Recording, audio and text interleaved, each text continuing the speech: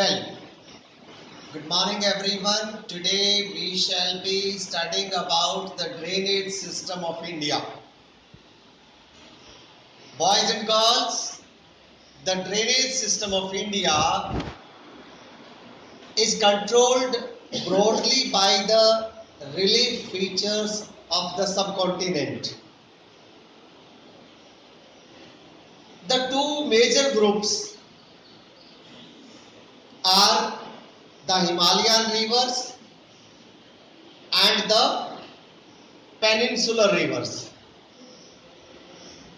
First, we shall be studying about the Himalayan rivers.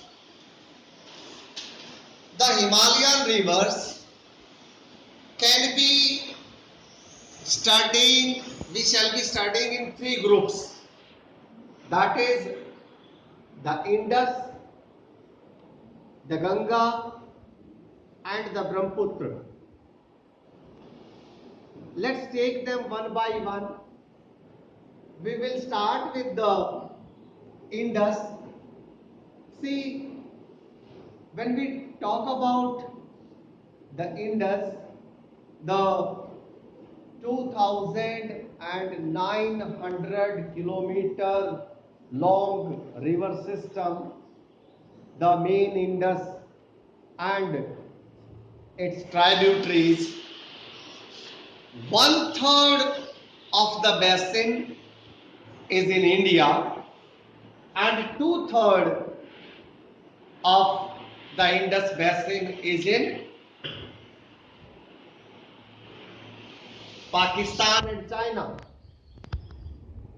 So with us it is 1/3, and before I show you it on the map, I would like to tell you that there was a treaty between India and Pakistan, and according to the treaty, the Indus Treaty, we can use only 20% water of the Indus, although 33% of the basin lies in India.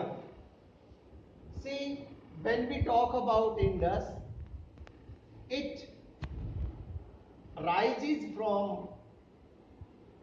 the Mansarovar Lake.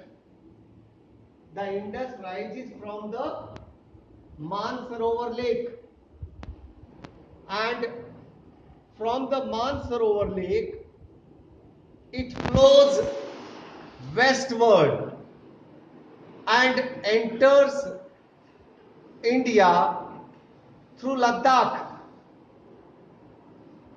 When it enters Ladakh, it is joined by 4 tributaries, and those 4 tributaries are Jaskar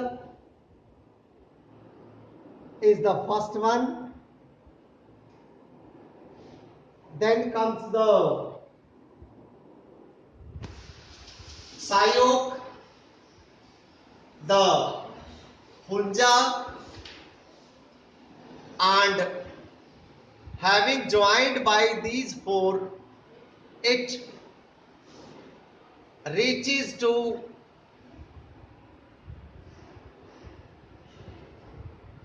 Pakistan through the Baltic land, and having reached Pakistan, 5 more rivers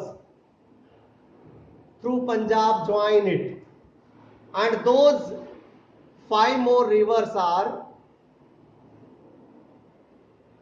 Satluj, Vyas, Ravi, Chenab and Jhelum.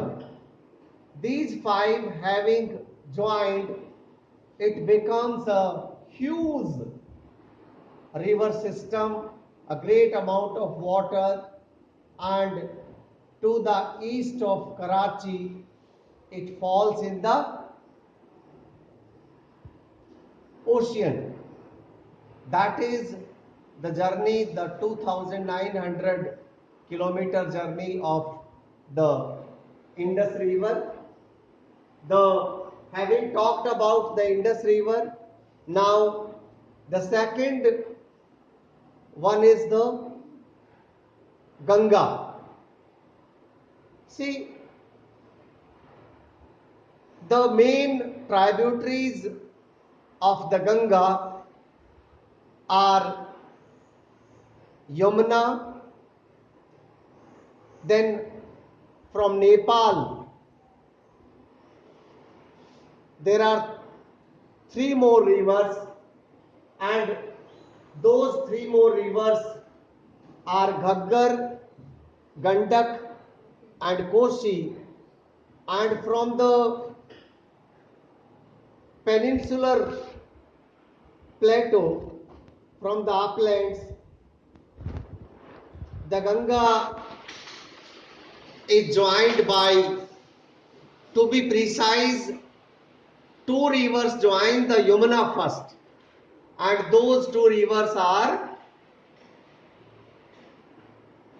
the Chambal and the Betwa, and then of course the third one is the Son, and there is a small, see, if we talk about small rivers, then we should talk about Sindh and many other rivers also.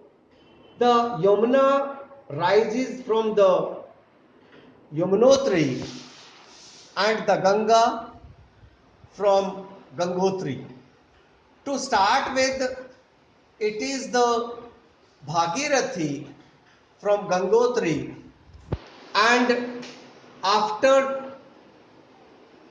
a travel of some kilometers, the Bhagirathi is then joined by Alaknanda at Devprayag. From there, it becomes a good amount of water. It travels further. At Hardwar, the Ganga emerges from the mountains into the plains, and it keeps traveling parallel to Yamuna, and at Allahabad the two rivers join, and we should not forget, when Yamuna joins Ganga at Allahabad, it has already joined by Chambal and Betwa. This is the course of Yamuna.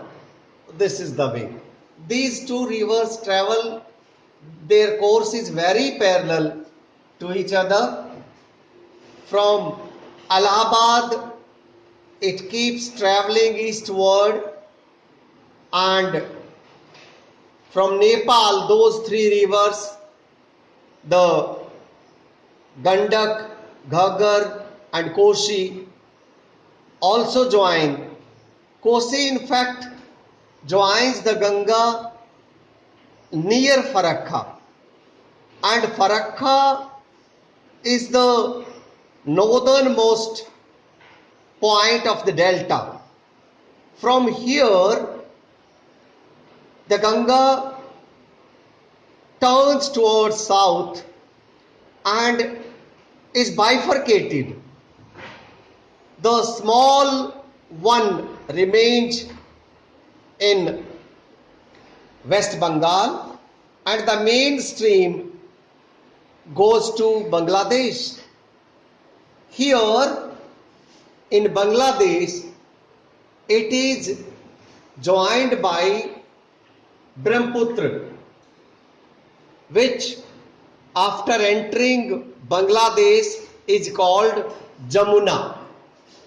And when Brahmaputra with a changed name Jamuna and the Ganga, both the main stream of the Ganga, when they both join, then it is renamed as Medhana, and the main stream falls into the ocean, making a huge delta, the Sundarban, and the smaller stream remains in the West Bengal, and this also joins the ocean, and thereby a big delta is created. In fact, it is the fastest growing delta, and you all know why it is called Sundarban, because of the Sundari trees. We talk about the third system of the Himalayan river system, and the third one is the Brahmaputra. You'll be surprised that both the